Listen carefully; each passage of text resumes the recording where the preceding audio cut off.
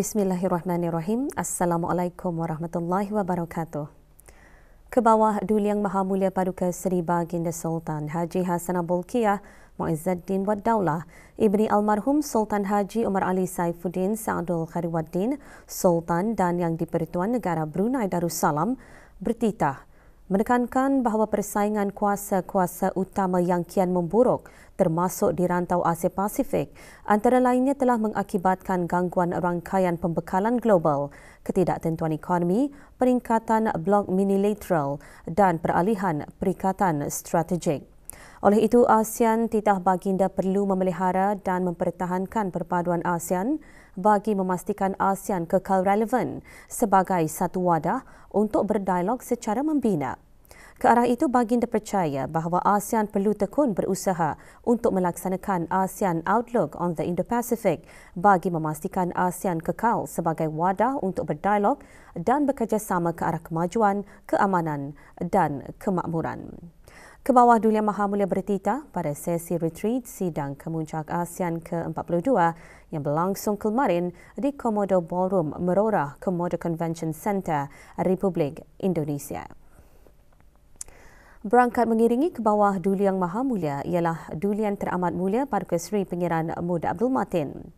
Kebawah Duli Yang Maha Mulia juga bertitah menyentuh mengenai situasi di Myanmar.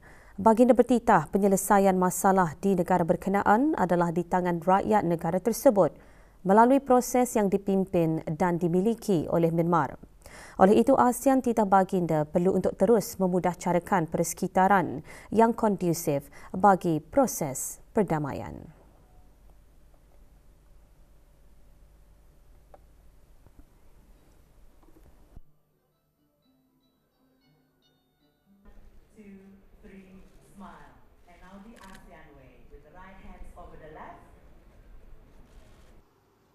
Terima kasih Yang Mulia.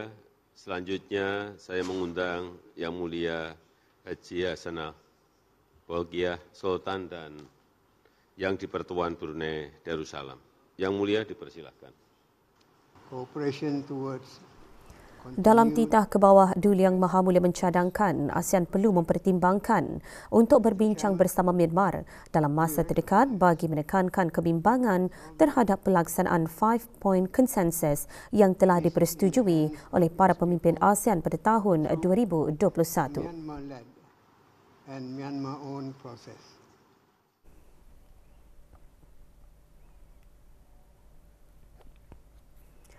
Pada sidang kemuncak kawasan pertumbuhan ASEAN Timur Brunei Darussalam, Indonesia, Malaysia, Filipina, BIM IAGA ke-15, Kebawah Duli Yang Maha Mulia bertitah menzahirkan rasa puas hati dengan kerjasama BIM IAGA yang terus berkembang maju meskipun berhadapan dengan pelbagai cabaran sejak tercetusnya pandemik COVID-19.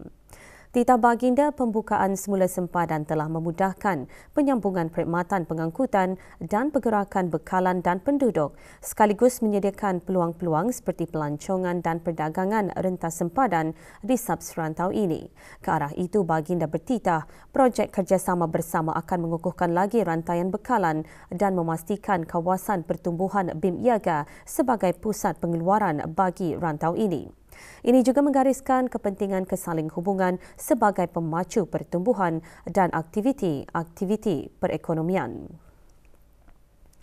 Dengan adanya norma baharu dalam melaksanakan perniagaan di era pasca COVID-19, titah baginda, ia adalah penting untuk memajukan digitalisasi melalui projek-projek berkaitan ICT bagi mensejajarkan kerja-kerja BIM IAGA yang dilaksanakan di peringkat ASEAN, termasuk Digital Economy Framework Agreement dan Bandar Seri Begawan Roadmap on Digital Transformation.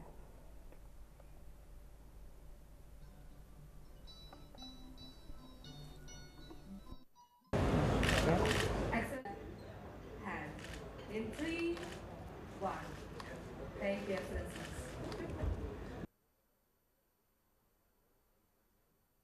Kebawah Duli Yang Maha Mulia juga bertitah pemindahan ibu kota Republik Indonesia iaitu Nusantara ke Kalimantan akan membuka lebih banyak peluang untuk pertumbuhan dan pembangunan di subserantau ini. Oleh itu, BIM IAGA titah baginda digalakkan untuk memanfaatkan peluang-peluang tersebut dengan mempertingkatkan penyelarasan dan memudahcarakan inisiatif BIM IAGA. Pada sidang kemuncak ini, para pemimpin meluluskan kenyataan bersama sidang kemuncak BIM IAGA ke-15.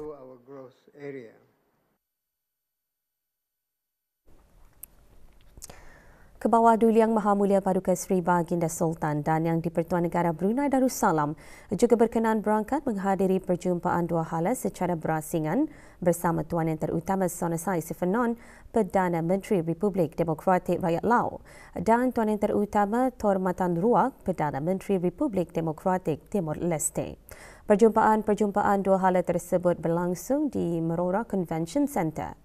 Berangkat mengiringi Kebawah Duli Yang Maha Mulia ialah Duli Yang Teramat Mulia Paduka Seri Pengiran Muda Abdul Matin. Kebawah Duli Yang Maha Mulia mula-mula berangkat menghadiri perjumpaan dua hala bersama Tuan Yang Terutama Perdana Menteri Republik Demokratik Rakyat Lao. Kedua-dua pemimpin menekankan perkembangan yang baik dalam kerjasama antara negara Brunei Darussalam dan Republik Demokratik Rakyat Lao, termasuk dalam bidang pendidikan dan pertukaran antara rakyat. Hubungan diplomatik antara negara Brunei Darussalam dan Republik Demokratik Rakyat Lao mula terjalin pada 27 Julai 1993 dengan kedua-dua buah negara bekerjasama secara meluas dalam bidang pendidikan dan bantuan teknikal, kebudayaan, belia dan sukan. Menjelang ulang tahun ke-30 hubungan diplomatik antara kedua-dua buah negara pada tahun 2023, Tuan Yang Terutama menyampaikan undangan kepada Kebawah Duli Yang Maha Mulia untuk mengadakan keberangkatan negara ke Republik Demokratik Rakyat Lao bagi memperingati pencapaian tersebut.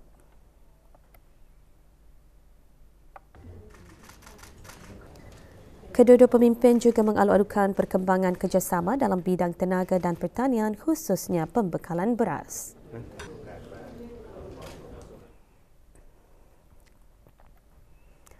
Kebawah Duli Yang Maha Mulia Paduka Seri Baginda Sultan dan Yang di-Pertuan Negara Brunei Darussalam kemudiannya berangkat menghadiri perjumpaan dua hala bersama Tuan Yang Terutama Perdana Menteri Republik Demokratik Timor Leste.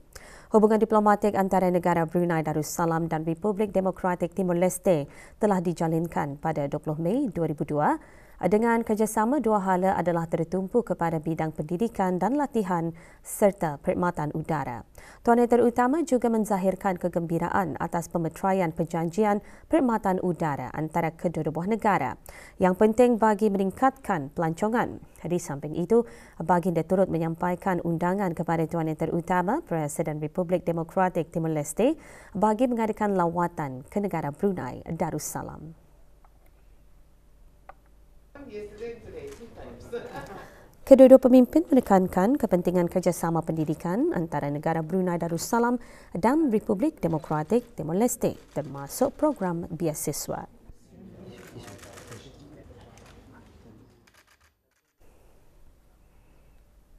Kebawah Duli Yang Maha Mulia Paduka Seri Baginda Sultan dan Yang di-Pertuan Negara Brunei Darussalam berangkat bertolak meninggalkan Labuan Bajo, Republik Indonesia setelah selesai menghadiri sidang kemuncak ASEAN ke-42 petang kemarin. Berangkat mengiringi Kebawah Duli Yang Maha Mulia ialah Duli Yang Teramat Mulia Paduka Seri Pengiran Muda Abdul Matin.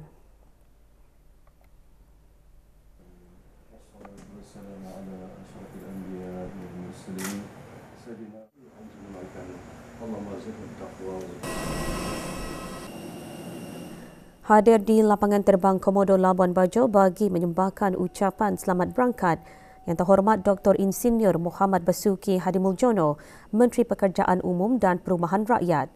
Juga hadir Dayang Yohanizah binti Datuk Paduka Dr. Haji Ismail, Kuasa Usaha Sementara Kedutaan Besar Negara Brunei Darussalam di Republik Indonesia.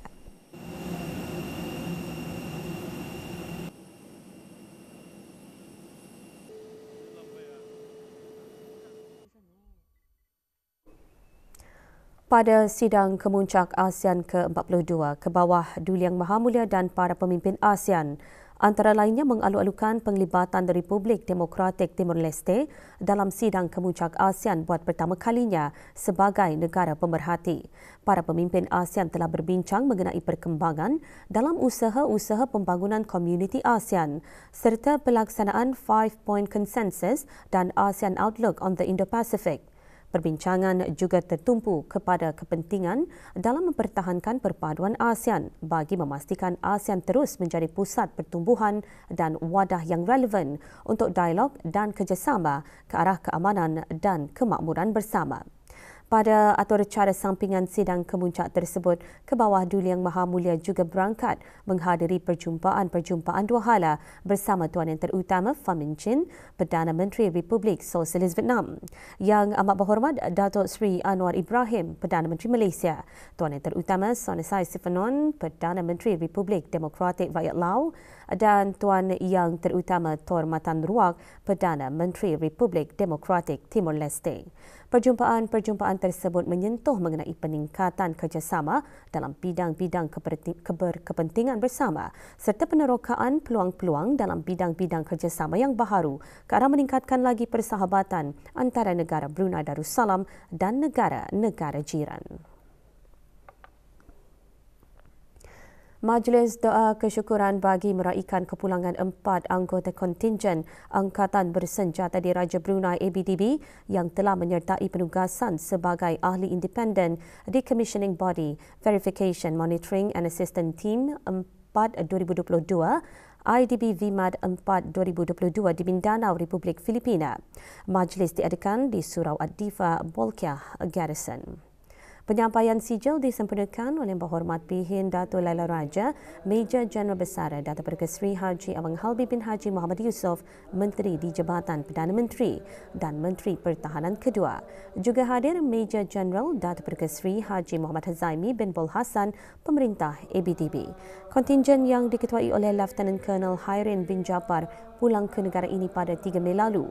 ABDB telah mengikuti IDB VMAD sejak tahun 2019 untuk mendukung proses damai di Mindanao yang merupakan komitmen negara ke arah keamanan dan kestabilan serantau dan antarabangsa, selaras dengan aspirasi negara seperti yang digariskan dalam Kertas Putih Pertahanan.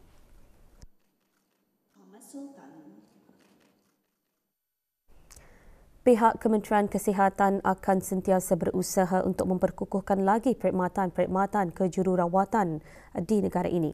Dalam hal ini juga, Kementerian Kesihatan juga mempunyai perancangan ke arah penyediaan jururawat dan bidan pakar atau advanced practice nurse di masa akan datang demi menangani cabaran kesihatan dan perawatan di masa hadapan. Menteri Kesihatan mengongsikan perkara itu dalam perutusan sempena Hari Jururawat dan Bidan Antarabangsa. Menurut Yang Berhormat Datuk Seri Setia Dr. Awang Haji Muhammad Hisham bin Haji Jaafar, dalam meningkatkan lagi pembangunan profesional kejururawatan dan bidan, Kementerian Kesihatan pada masa ini telah menyediakan satu sistem pemantauan klinikal jururawat yang lebih komprehensif dengan menekankan patient safety di setiap pelaksanaan penjagaan dan perawatan kepada pesakit selaras dengan dasar-dasar yang telah disediakan oleh Kementerian Kesihatan. Jururawat dan bidan juga perlu sentiasa mengemas kini mengikut trend teknologi perubatan terkini bagi mencapai harapan klien yang semakin meningkat. Jururawat dan bidan, jelas Yang Berhormat, bukan sahaja perlu fokus kepada penjagaan klien semata-mata tetapi juga kepada keluarga keseluruhannya. Di samping itu, kompeten dalam mengaplikasikan pengetahuan, kemahiran dan teknologi, jururawat dan bidan perlu prihatin kepada nilai-nilai sosial, naluri kemanusiaan dan etika kejururawatan perlulah dikekalkan pada setiap masa. Jelas Yang Berhormat lagi, jururawat dan bidan juga diseru agar lebih aktif dalam penglibatan bagi meningkatkan kualiti perawatan dan keselamatan pesakit di negara ini. Tema sambutan Hari Jururawat dan Bidan Antarabangsa pada tahun ini ialah Our Nurses, Our Future.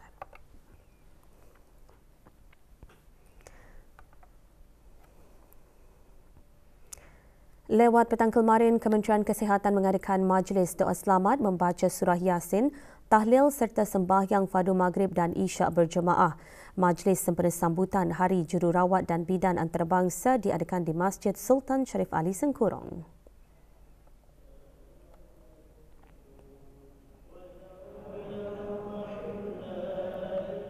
Hadir Yang Berhormat Datuk Seri Setia Dr. Awang Haji Muhammad Hisham bin Haji Jaafar, Menteri Kesihatan.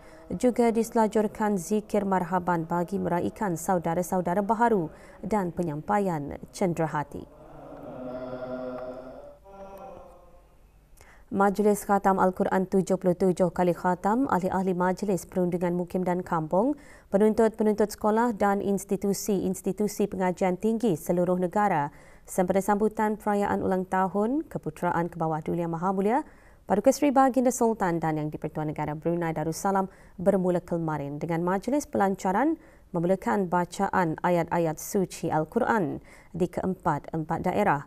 Bagi daerah Brunei dan Muara, majlis berlangsung di Jamiah Hasanil Bolkiah, Kampung Kiarong. Hadir yang berhormat Datuk Seri Siti Awang Haji Ahmadin bin Haji Abdul Rahman, Menteri Hal Ehwal Dalam Negeri, selaku pengerusi Jawatan Kuasa Kebangsaan sambutan perayaan.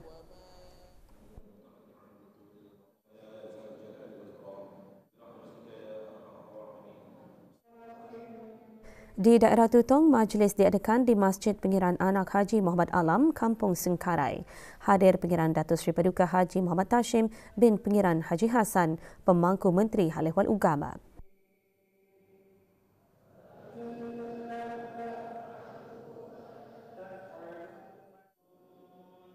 Bagi daerah Belaid, majlis yang sama berlangsung di Masjid Muhammad Jamalul Alam Kuala Belaid.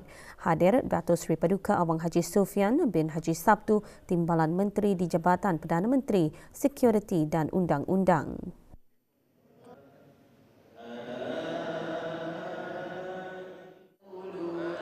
Dan di daerah Temburong, majlis berlangsung di Masjid Utama Muhammad Saleh, Pekan Bangar. Hadir Datuk Seri Paduka Awang Haji Khairuddin bin Haji Abdul Hamid, Timbalan Menteri Kewangan dan Ekonomi, Kementerian Kewangan dan Ekonomi. Sebagai rakyat yang bernaung di bumi Darussalam ini, semangat bersatu padu dan patriotik demi bangsa, negara dan raja adalah sangat dituntut kerana ia akan menjadi pemangkin kepada pembinaan bangsa, kemajuan negara dan keutuhan ummah. Patriotisme yang diharapkan bukan sekadar luahan perasaan tetapi menghayati erti sebenar hidup sebagai rakyat yang menjadi penjulang kepada identiti negara. Ini ditekankan oleh Yang Berhormat Datuk Seri Setia Awang Haji Ahmadin bin Haji Abdul Rahman, Menteri Hal Ehwal Dalam Negeri pada Majlis Penyampaian Sijil Taraf Kerakyatan kali ke-37. Majlis berlangsung di Dewan Persidangan Pridex, Jerudong. Oleh itu, kita ini sebagai rakyat perlu mempertahankan dan memelihara suasana yang kita nikmati selama ini, iaitu dengan hormat menghormati sesama rakyat, tidak kira bangsa dan agama.